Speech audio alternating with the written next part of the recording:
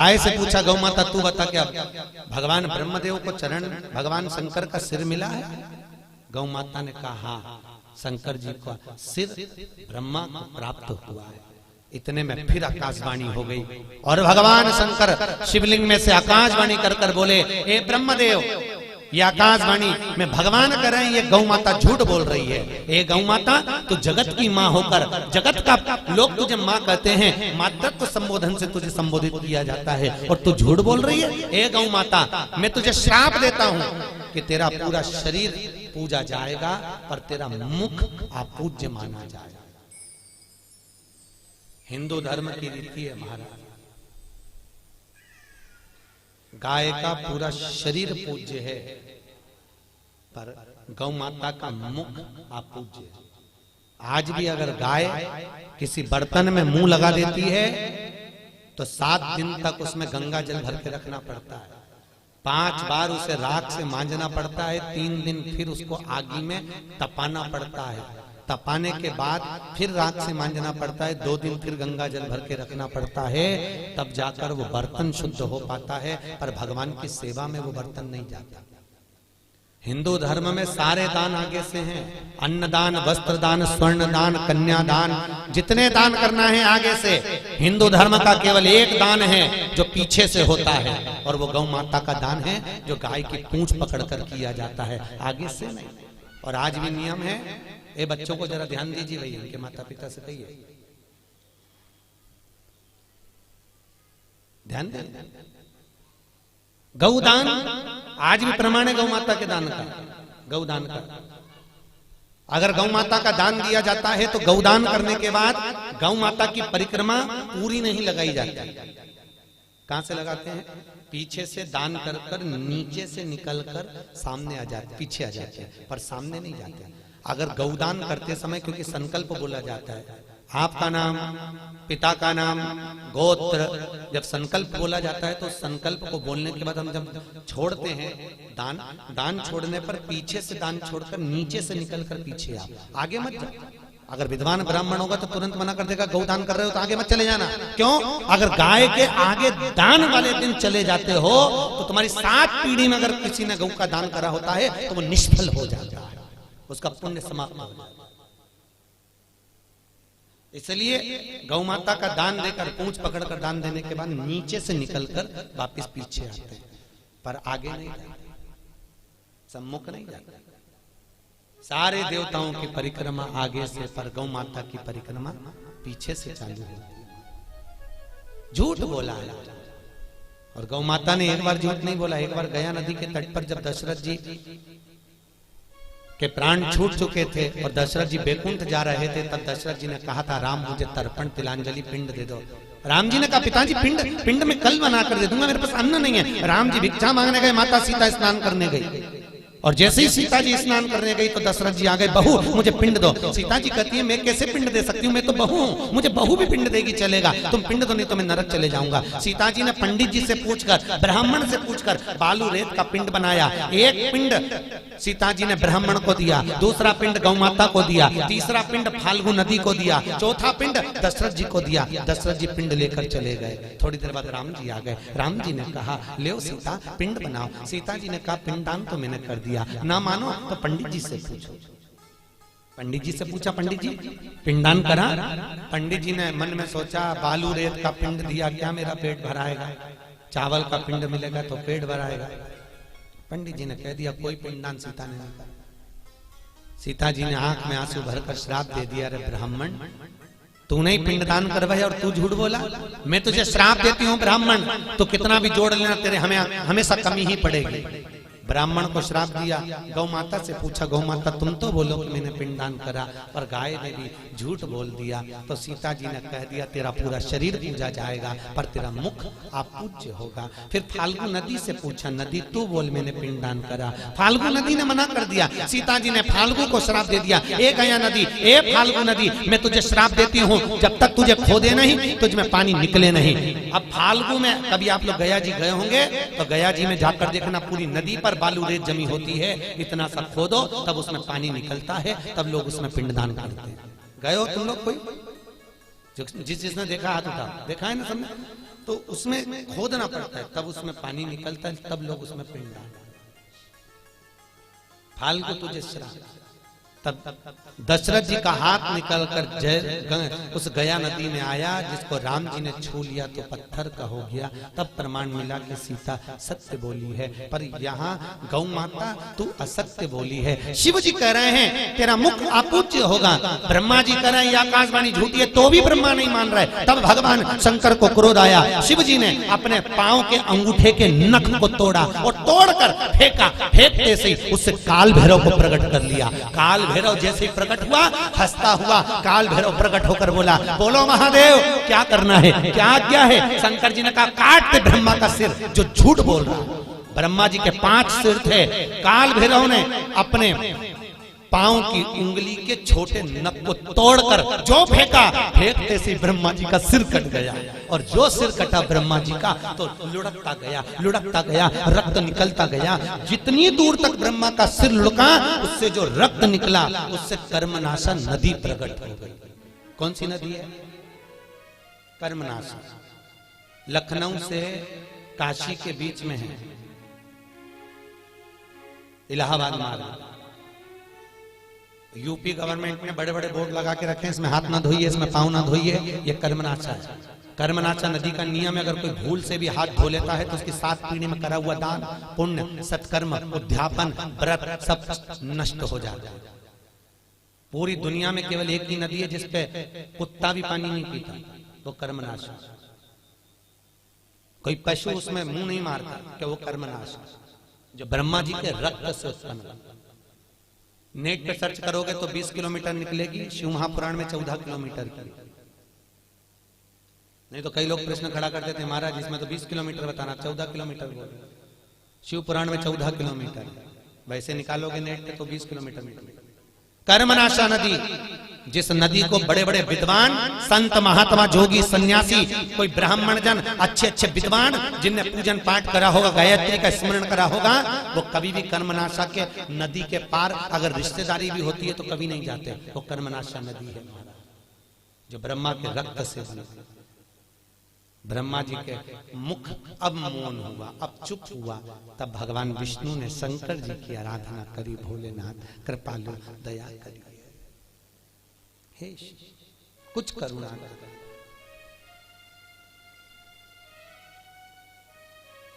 कुछ दया करिए, विनती करिए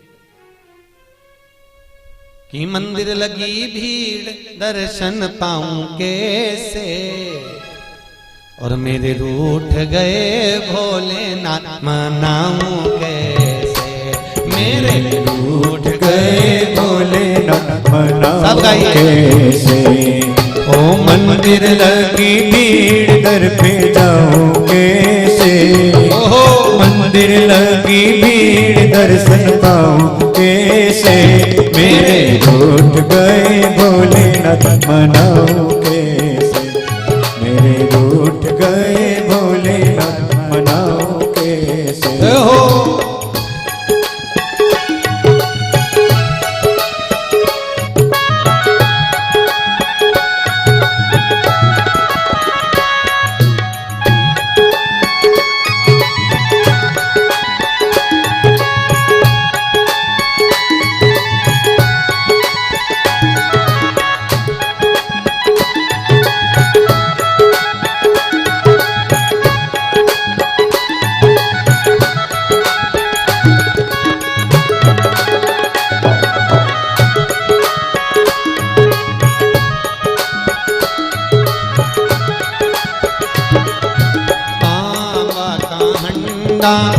तातो धरो पानी, तांबा हंडा में तातो धरो पानी, तांबा हंडा में तातो धरो पानी, तांबा हंडा में तातो धरो पानी।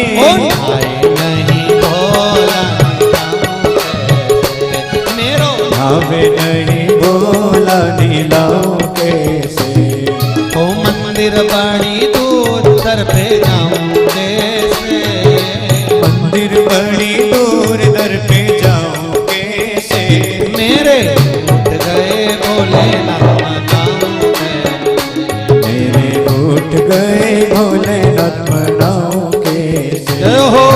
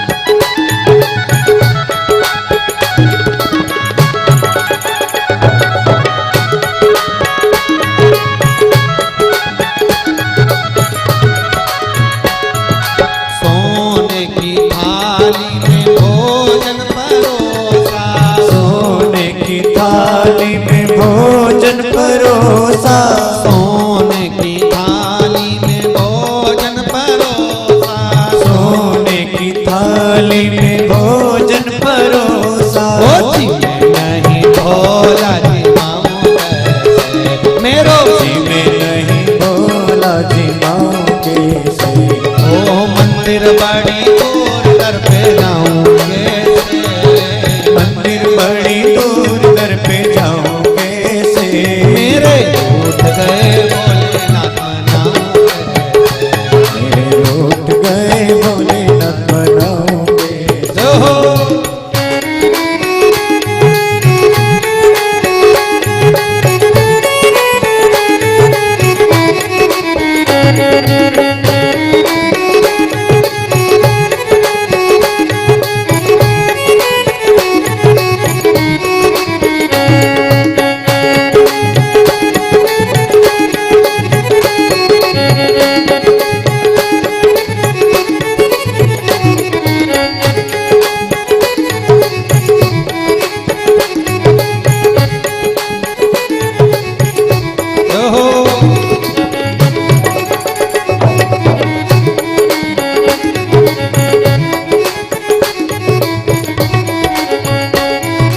सोने की झारी में गंगा जल पानी, सोने की झारी में गंगा जल पानी, सोने की झारी में गंगा जल पानी, सोने की झारी में गंगा जल पानी। ओ पीवे नहीं भोला पिलाऊं कैसे, मेरो पीवे नहीं भोला पिलाऊं कैसे।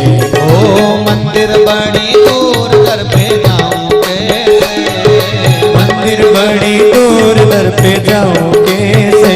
मेरे उठ गए भोलेनाथ मनाऊं कैसे, मेरे उठ गए भोलेनाथ मनाऊं कैसे। जय हो।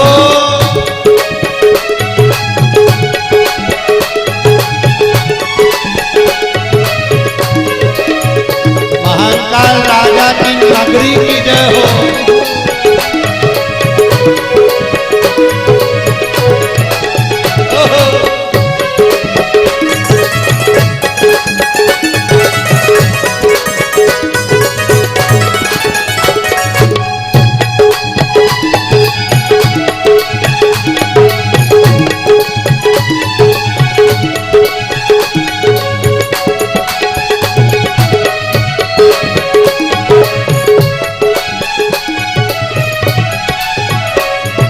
मखमल गदा मोतियन तकिया, मखमल गदा मोतियन तकिया, ओ मखमल गदा मोतियन तकिया, मखमल गदा मोतियन तकिया। ओ तो नहीं भोला सुनाऊं कैसे, मेरो नहीं भोला सुनाऊं कैसे। ओ मंदिर बड़ी दूर दर पे जाऊं कैसे, मंदिर बड़ी दूर दर पे जाऊं कैसे। ओ मंदिर बड़ी दूर दर पे जाऊं कैसे, मंदिर बड़ी दूर दर पे जाऊं कैसे। मेरे उठ गए भोलेनाथ मनाऊं कैसे, मेरे गए भोलेनाथ मनाऊं कैसे। ओ मेरे रूठ गए भोलेनाथ मनाऊं कैसे। ओ मेरे रूठ गए भोलेनाथ मनाऊं कैसे। मेरे रूठ गए भोलेनाथ मनाऊं कैसे। मेरे रूठ गए भोलेनाथ मनाऊं कैसे। हर हर आवाज नहीं आई। दीन बंधु दयालु दया कीजिए। जो दोनों हाथ उठा के जम के हर हर महादेव नहीं बोले उसे उठा लीजिए। हर हर। अब कितने बढ़िया बोले। हे भगवान, ना जाने तुमको भी कहीं क्या हो जाता है। ठंड लग रही क्या? तो सासू का डर लग रहा था। माताएं पंखा बता रही तो मैं पंखा गिर रहा हूं का? तो काय को डरना? भजन चित्त धरो। बोलो हर हर। देव जरा जम के बोला करो। देव तुमको समझता कुछ देव।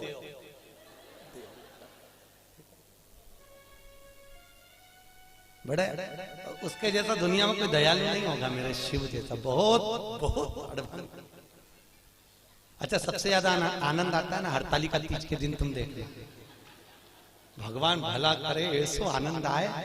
इतनी बड़ी थाली में केला के पत्ते के ऊपर बालू रेत का शंकर जी बनाए और पूरे मोहल्ले की माताएं थाली भर भर के सामान लाए और ऐसी पल्लू ले लेके माताएं ककड़ी भुट्टा नरियल सब शंकर जी पे बेल पत्ती पत्ता पत्ती धतूरा सारा सामान शंकर जी पे और सब सामान। और शंकर जी ऐसा दबा दबाया बैठा।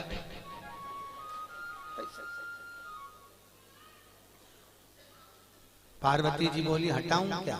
शंकर जी बोले धरे रहने दे, अब तो सुबह 4 बजे हटेगा। और ये पूरी रात भजन गाती फिरे। तांबा का हंडा तातो धरो पानी।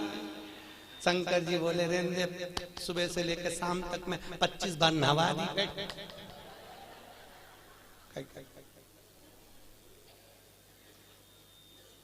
और बोलती जा नीन आए भोला नवा के देऊंगी।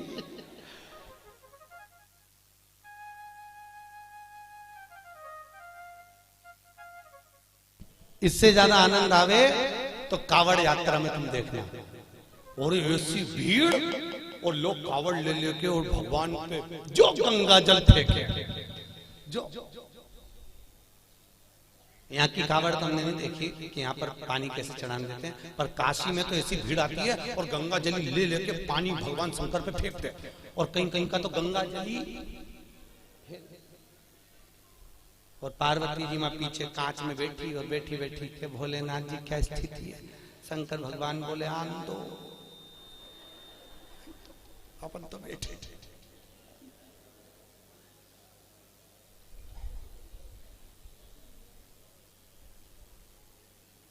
बहुत दूर से बहुत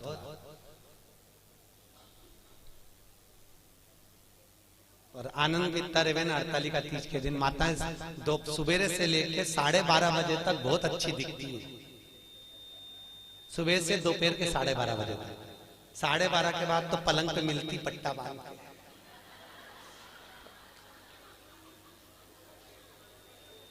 फिर 4 बजे उठती, फिर जाके नहा के बाल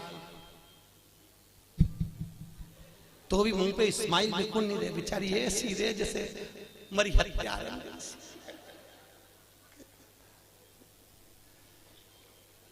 और फिर भी फोन लगा के पूछते रहती चाची जी पंडित जी कितनी बजे आएगा, पंडित जी कितनी बजे आएगा। और